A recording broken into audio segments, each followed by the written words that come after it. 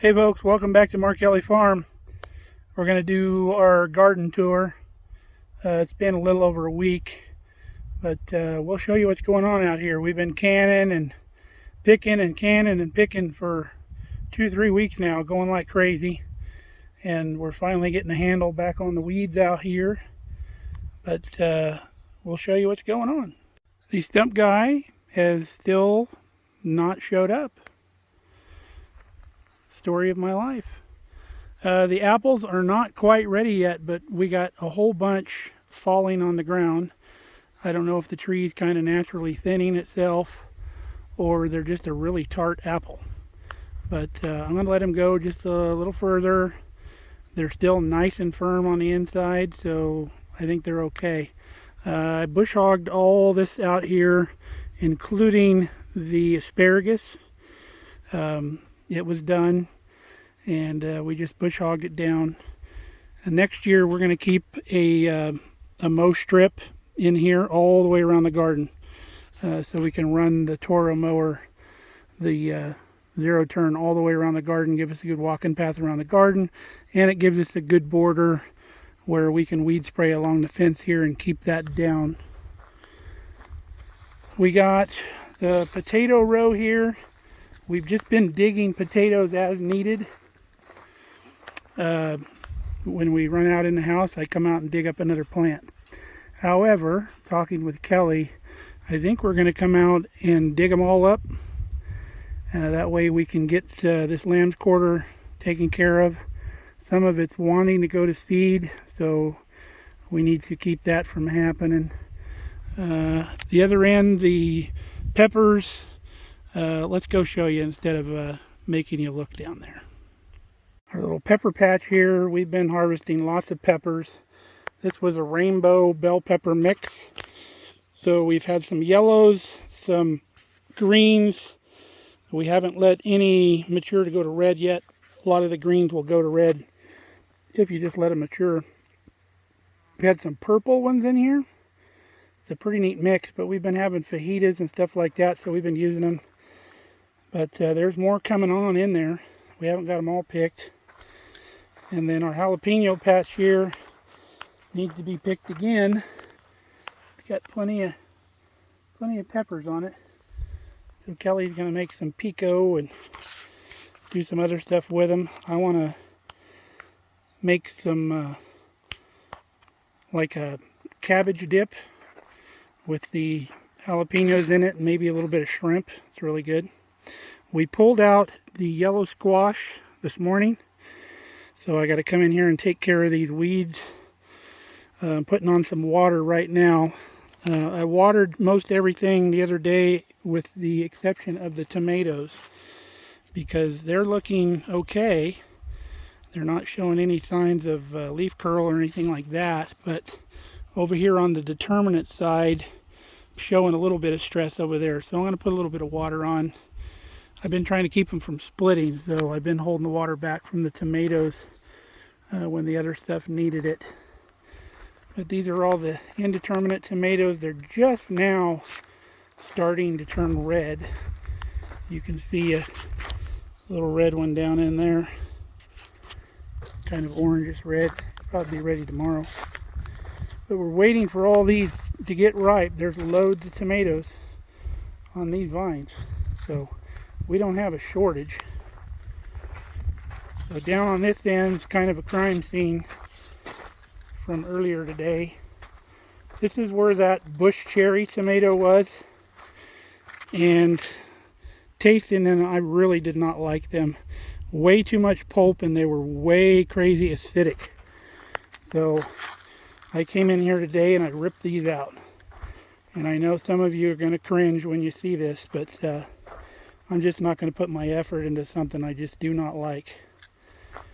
Looks like we got a red tomato down in there. One of the San Marzanos. But really happy with the determinate tomatoes over here. They're doing so well. And even the indeterminates. Got some monsters in here. Look at this baby. That's a beauty. This one down here. Big one. That's bigger than my hand. But I'll be happy when these start ripening up so we can have some more eaten tomatoes. There's one down there. Be ready tomorrow. And we can start canning some. This is the Sweet 100s here. Boy, these are just fantastic.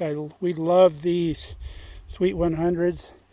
I highly recommend that you try these. Look at the fruit that thing sets. Isn't that just crazy? Just loads. Another one ripened up down there this morning. This is our green beans. We have some ready to pick. So we need to get out here in the next couple days and pick a mess of those. I harvested a watermelon day before yesterday. And watermelons drive me crazy. I've always had an issue picking watermelons. And I follow everybody's guidelines. Everybody has a trick, seems like. Just like everybody has a trick to peel boiled eggs. And none of them work. But we picked a watermelon. All the tendrils were dry. The stem was getting dry. It sounded hollow. The yellow spot on the bottom looked good. It was a yellow color, not a white. I mean, we followed every guideline. The striping was starting to get splotchy. I guess you need to wait till the stripes on the watermelon start getting splotches in them. You don't want to pick them when you got the nice solid green lines. But we did all that. So I take the watermelon in, throw it in the fridge, and we were going to cut it open last night for a nice little treat. Not ripe. Just barely pink inside, and tasted like almost like a cucumber. It just didn't have very much sweetness at all. But I got a couple more in here. I'm just going to let go, and we'll see how it goes. I'll wait like another month, see how that handles it. But let's look at our squash patch here. My squash and my melons, well, actually the squash took over this whole space. You can barely see any watermelon vines down in there.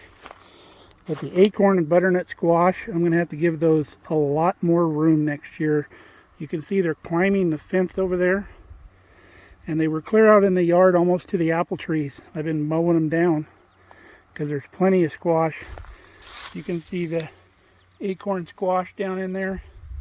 And there's a whole bunch of butternuts down here. I got some more ripe Better Boy tomatoes down here. I'm very pleased about that. Those are really good. But let's show you the butternut squash down here. And look at the size of that monster. That thing's ginormous. That's about a 1.5 feet long. Crazy. Got a 1.5 feet long butternut squash. But there's probably, my guess would be, I'm guessing 60 probably butternut squash in here out of, I think, 3 plants. That's crazy. But squash loves this ground out here. Even my zucchini squash out in California, you get maybe 2 to 3 weeks of zucchini, and then the bugs get them. And ain't no getting around it if you're not a spray guy, and I'm not. But there's just no getting away from it. But out here, the squash and the melons show no sign of bug damage out here, and they're just going very crazy. Looks like I got some watermelon vine over in there. Let's walk out in here a little bit, see what's going on.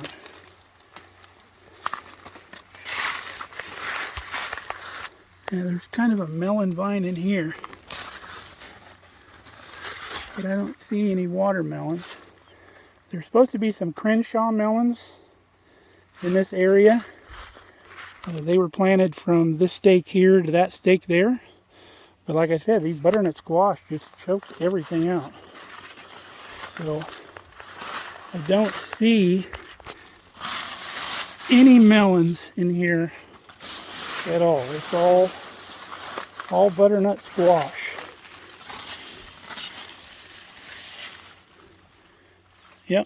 I guess no go on the Crenshaw melons this year. I guess the squash just choked them out.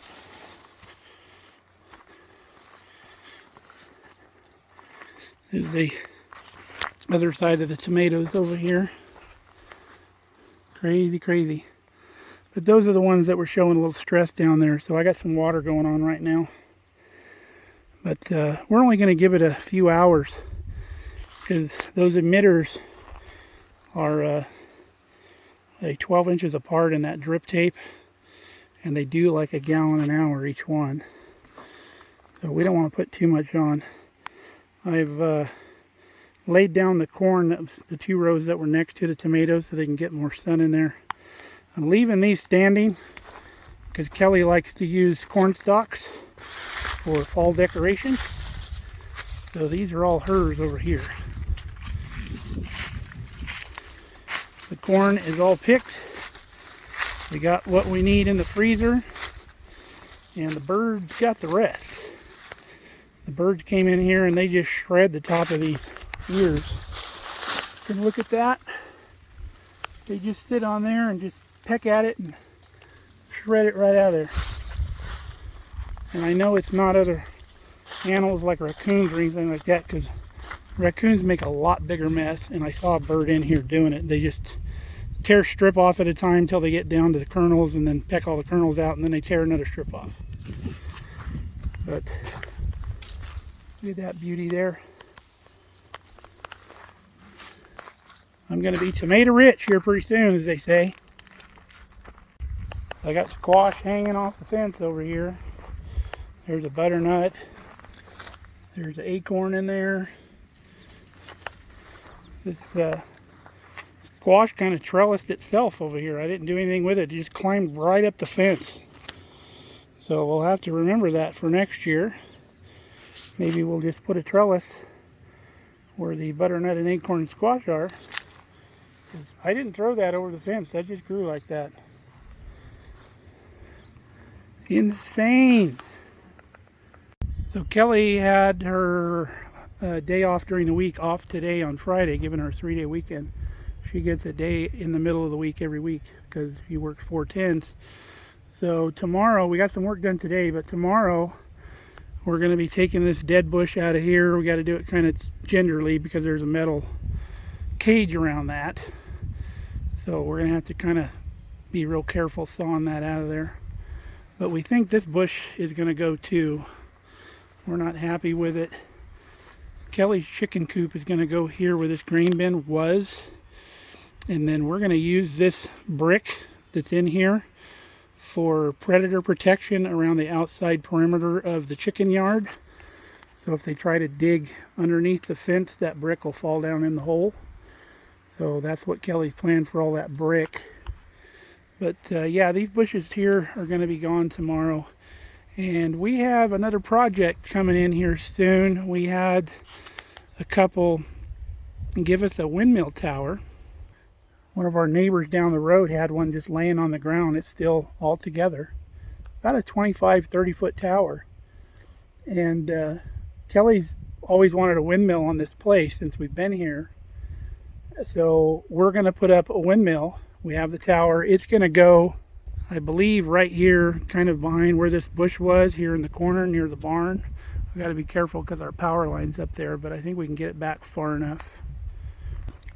But we're going to put the tower up, and then I'm thinking I'm going to build a mock windmill head with the fan, the rotor, and the tail and all that.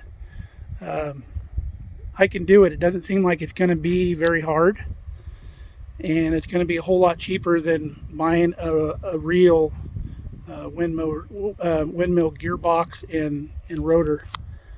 So I'll just have to cut the pieces out and put it together. It's going to look enough like a real windmill that nobody's ever going to know the difference.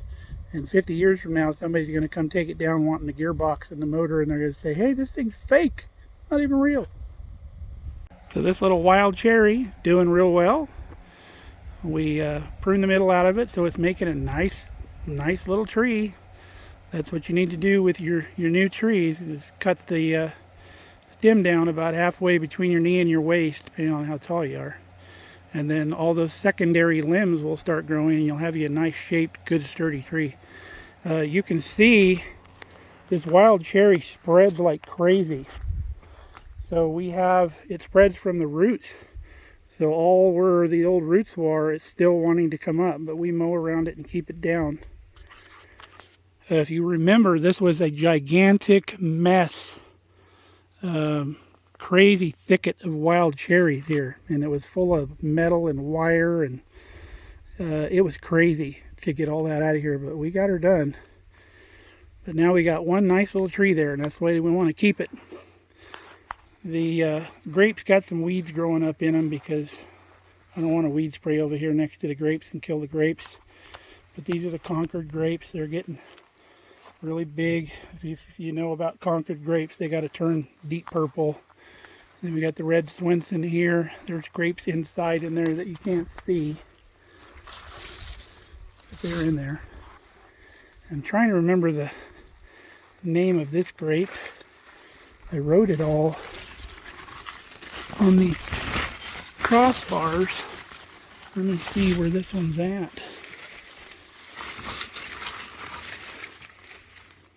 I think it, I had it written here in it. I think it says Catalba. It's the Catalba grape. I'll have to rewrite that on there because it's faded away. But that's our 3 kinds of grapes. I have yet to see my buddy the snake out here. I don't know if I told you last time, I found about a 5-foot snake shed skin out here. So we got a big one out here somewhere. So we're watering our self-wicking water tubs here, or lick tubs. So we put water in this pipe, and then there's a hole down there on the bottom. And when the water runs out of that hole, the reservoir in the bottom is full. So let's see how long it takes that water to run out. There it starts. So it's coming out, so that reservoir is full now. So that didn't take very long. See how long this one takes. This one's showing little signs of stress here for some reason. But it's had plenty of water. The other one's doing fine. So maybe this one gets more sun. I don't know. But should have plenty of water in it. Water these about once a week. There it goes. It's running. So it wasn't empty.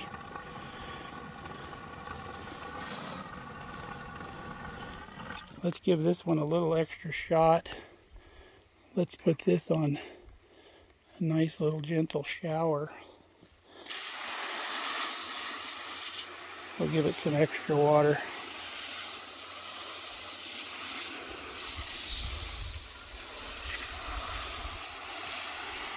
This is a beefsteak tomato here on the left. It's the early girl on the right. An early girl that was planted late. So I don't know if that makes it an on-time girl or a late girl.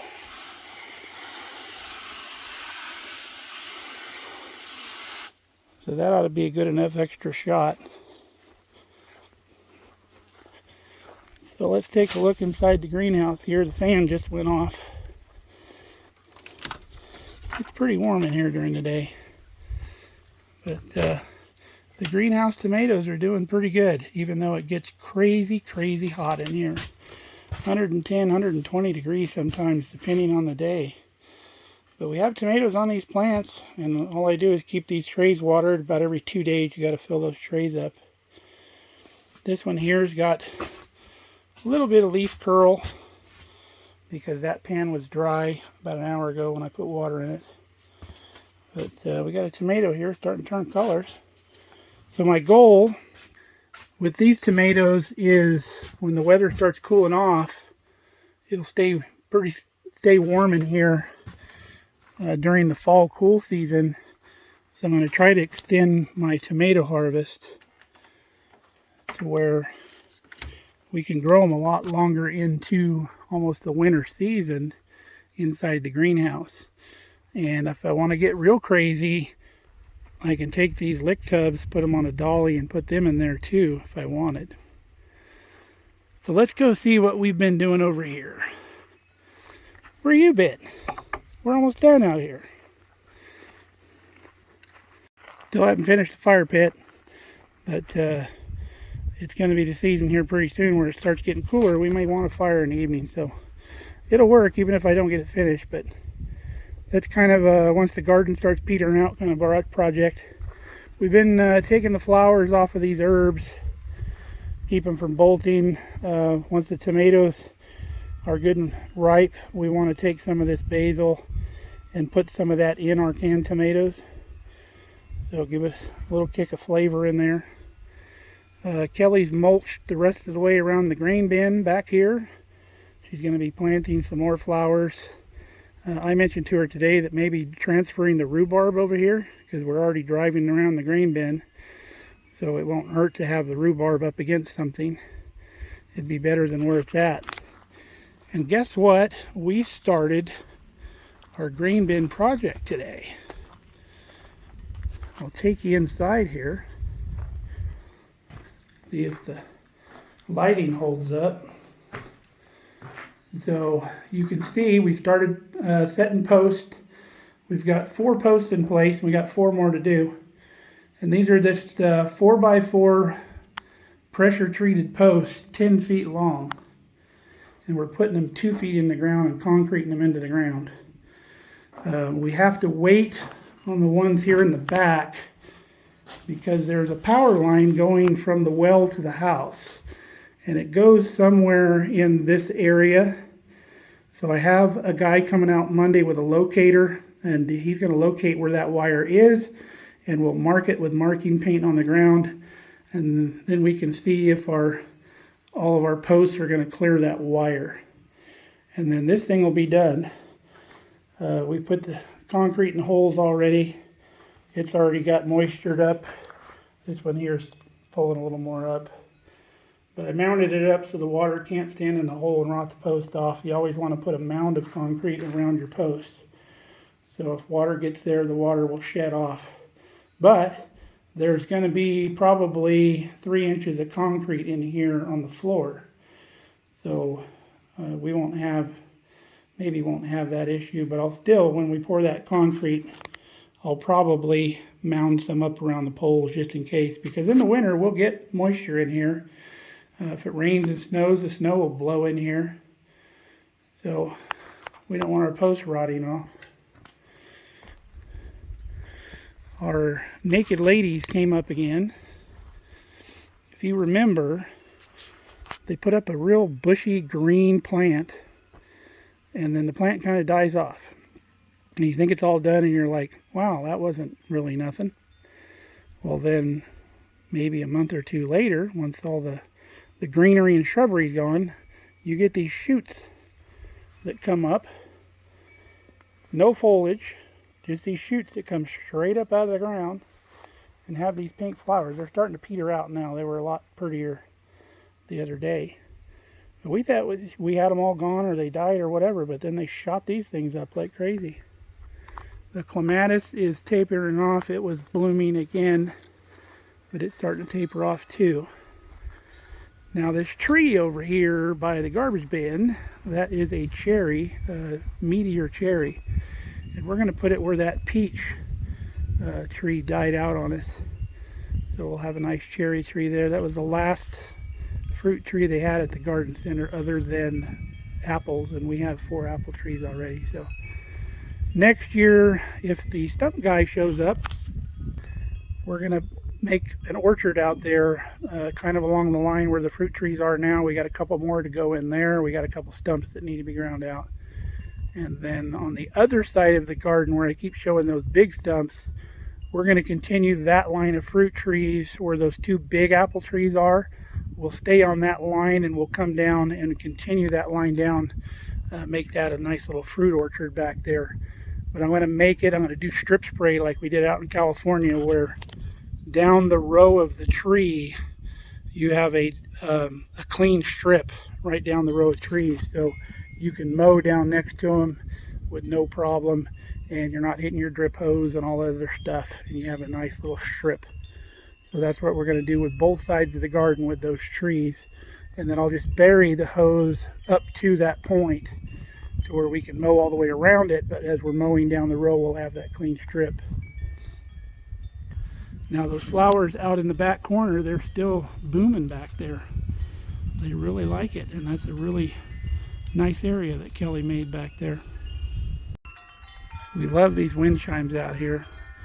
So what we have, this is an old clothesline T-post here, and we turned it into our wind chime tree here. And we brought these wind chimes with us when we moved. And I don't know if I've ever told you the story on this one here on the right.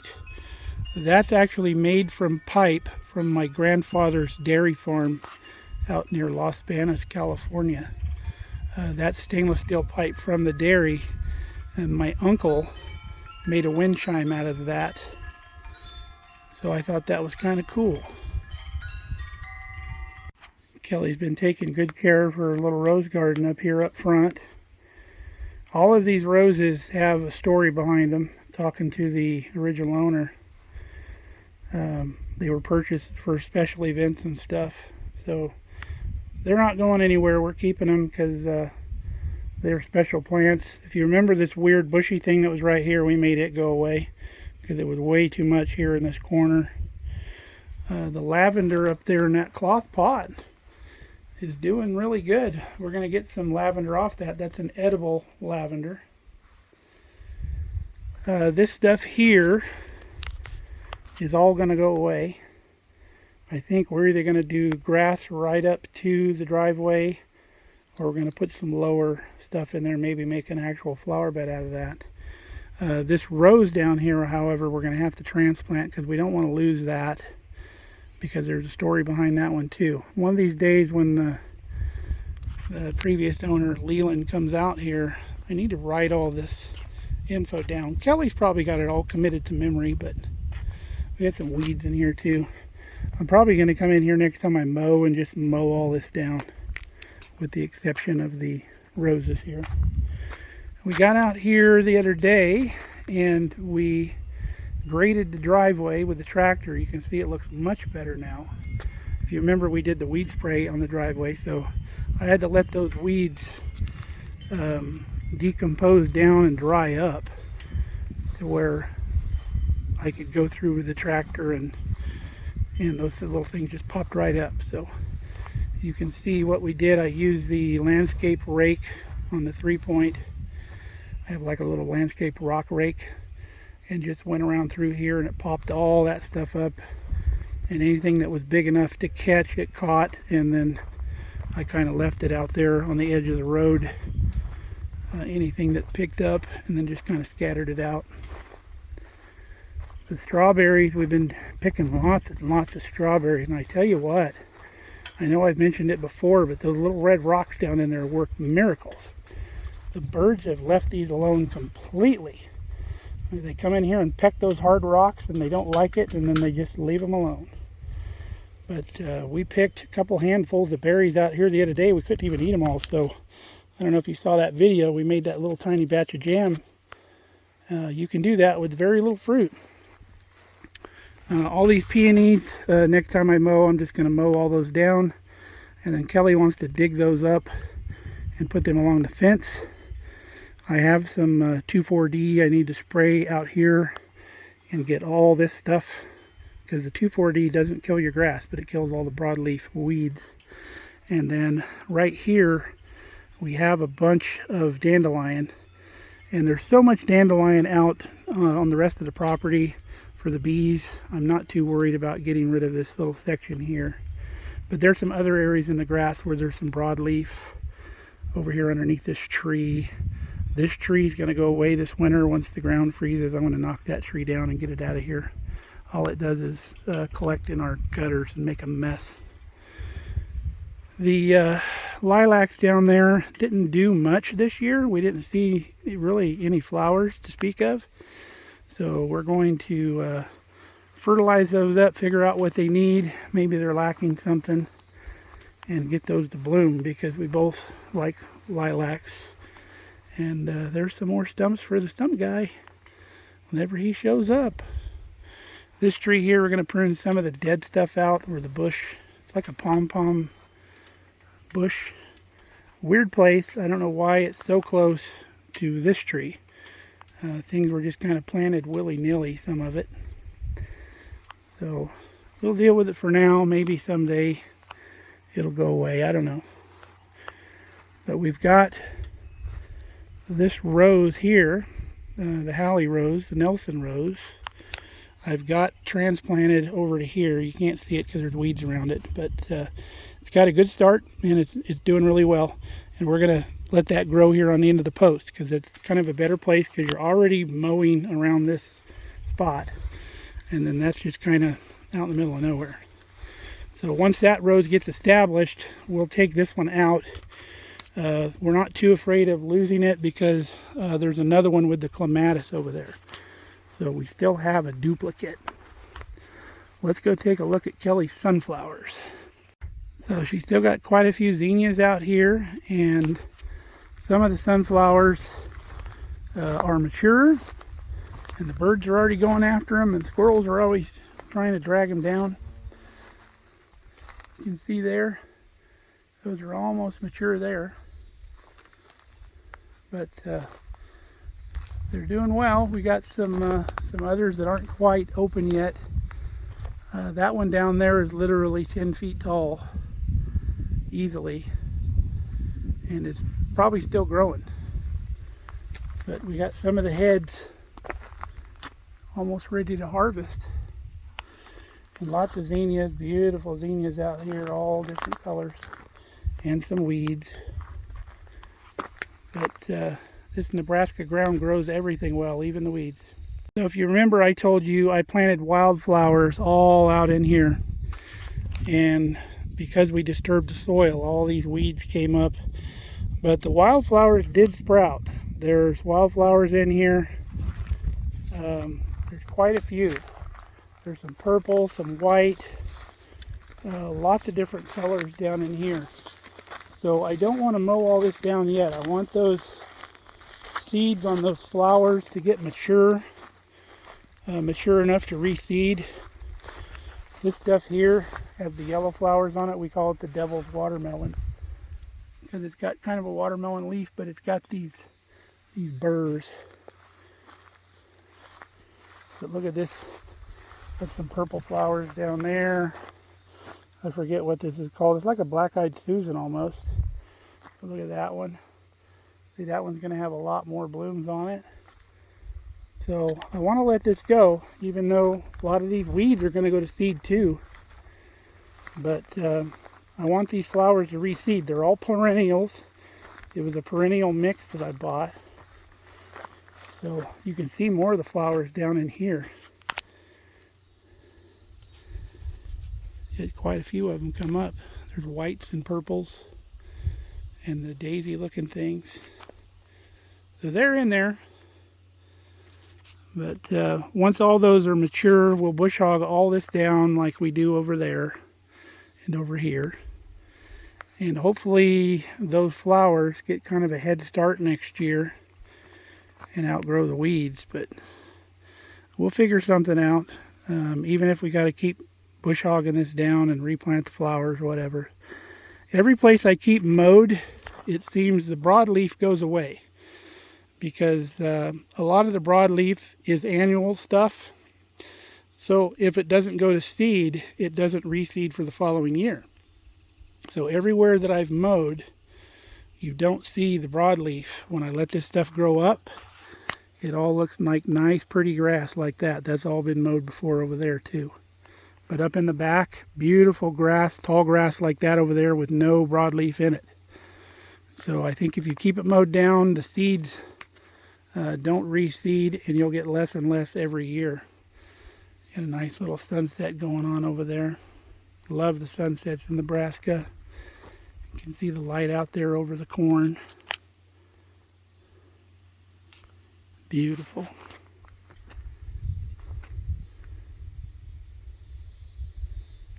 Love that view. That's the view I see out my front window sitting in my chair. So that's pretty much the garden tour. I don't want to say weekly because I haven't been doing them weekly because there's not big changes going on right now like there was in the spring. So I haven't been doing them every week. But our plans tomorrow kind of fell through. We were supposed to go get that windmill tower tomorrow, but they had an emergency in the family and they couldn't meet us tomorrow to do that. So that frees up our morning. So I'm going to come out nice and early while it's nice and cool and do some pruning that I need to prune. I want to prune up there around my little favorite spot up there. It's got some limbs down lower now where I mow up there. They get in my face. And then there's some limbs around these apple trees over here that also about pulled me off the mower, so I want to prune those off. And then when Kelly gets on up later on, we'll take care of these two things, but we'll put that brush crusher on the tractor so we can pick up all of our brush and haul it out back to the burn pile. And that's our plan for tomorrow. Sunday, probably going to be a take it easy day. Go into town and have a meal or something. So that's what's going on the farm. Leave your comments if you have any ideas on my wildflower weed patch out there, or any other comments or questions you got. Don't forget, we have a Facebook page now, Mark Kelly Farms on Facebook. Just search it, it'll come up. And on the Facebook page, you'll see a lot of Kelly's pictures, because I do most of the video stuff because I have access to the channel on my phone. And Kelly's not a big fan of video. She'd rather stay out of them most of the time, but she humors me. But check out that Mark Kelly Farm Facebook page. You'll see some of Kelly's pictures. She takes fantastic pictures. So, till next time, stay safe, stay healthy. We love you guys. Signing off from Nebraska.